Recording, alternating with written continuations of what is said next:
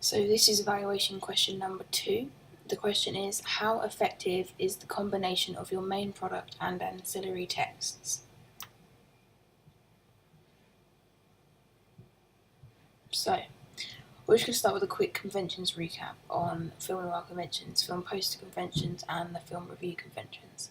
So what are they, how did I use them, that kind of thing.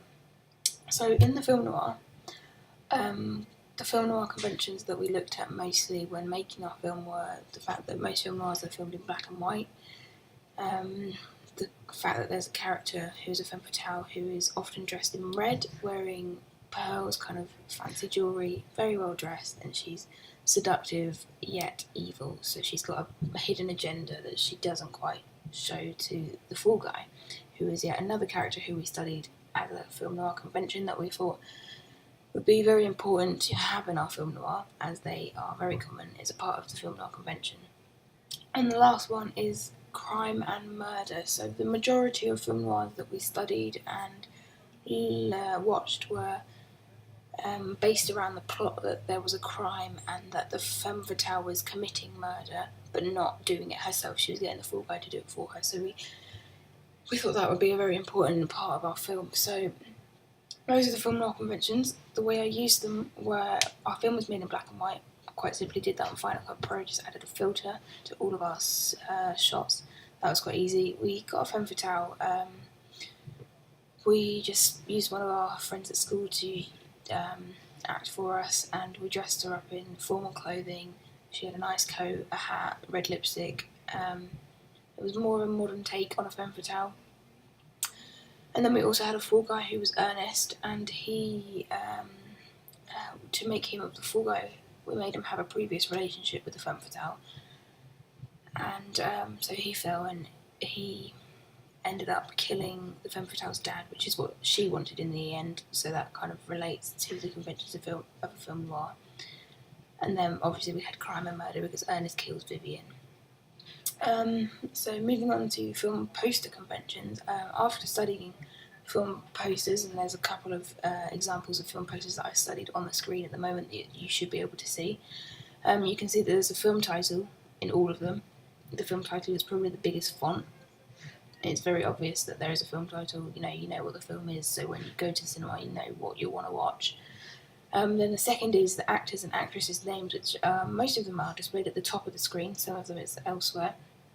But again, that's the highest paid actors and actresses, the starring roles, the ones that people are going to want to see in the film, which will attract them to see the film, important stuff on a film poster. And then the film production, we've also added that because, as you can see on the screen, there are a lot of film production companies on the posters because a lot of people go to see films because of the film production company. And lastly, we have the release date. In most of the posters that you can see on here, there is a release date. And then film review conventions, there's not as much as of these, but obviously you have screenshots from the film, showing the actors and the actresses doing their part in the film. And then we had, in most film reviews, there was a colour scheme, especially in like Empire magazine and even Vogue. For example, Empire is a red colour scheme. Pretty much all of the issues are in red. And then obviously in the film review you have the actual review itself, where there's a lot of text, it's writing about the actors, the camera, the editing, the directors, the script, all of that. So what choices did I make and why did I make them? So, starting with the film. So we used American typewriter font, and that was because it's an old style kind of font. It's very typical of the old fashioned. We had our film in black and white because majority of film noirs are in black and white, and we wanted to stick with this convention as it's very common, and it really shows that our film was a film noir. The next part was the locations. So we chose the locations of alleyways, office, and just the street in general, because these are often seen in film noirs. The alleyways, again, was another really common convention in the majority of film noirs that we saw, as it creates mystery, a kind of tense atmosphere. It's dark, the street lamps are lighting up the street. So now we move on to the poster. So the majority of my poster was in black and white. Again, I wanted to use that to show film noir. There are small amounts of red, which I thought was really important because Typical film noirs, you know, film fatales are red. They wear red. That symbolises that they're a film fatale. So that's why I have the red lipstick and the red fingernails.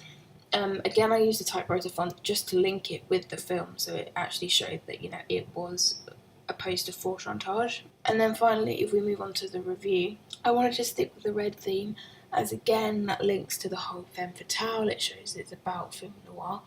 And then I obviously had screenshots of the film to, you know, show that it is for Chantage, and it's not for just some other random film.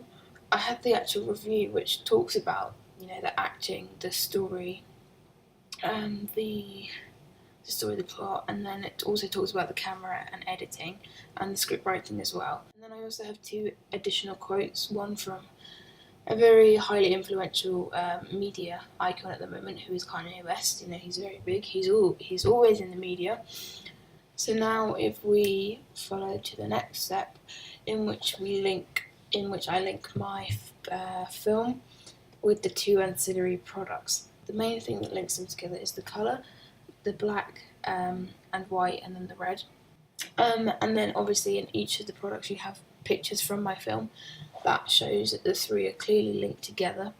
Again, it's got the names of the actors, that again links it all, it shows it's the same film. Again, you've got the gun in each of the three products actually, and the red lipstick. So yeah, you can see how with the three of these together, it kind of gives a realistic film, as a realistic film would have a poster, and it would, and it would have a review. So yeah, having the three products together, it was really effective because it gave me the opportunity to really make certain points in my film stand out, because if they didn't stand out, then in the poster and the review it wouldn't matter as much and it wouldn't be as relevant. So yeah, the three together, it really makes a nice finished product that I'm quite proud of. Yeah, it really worked. So there you have it. That is the end of final evaluation question 2.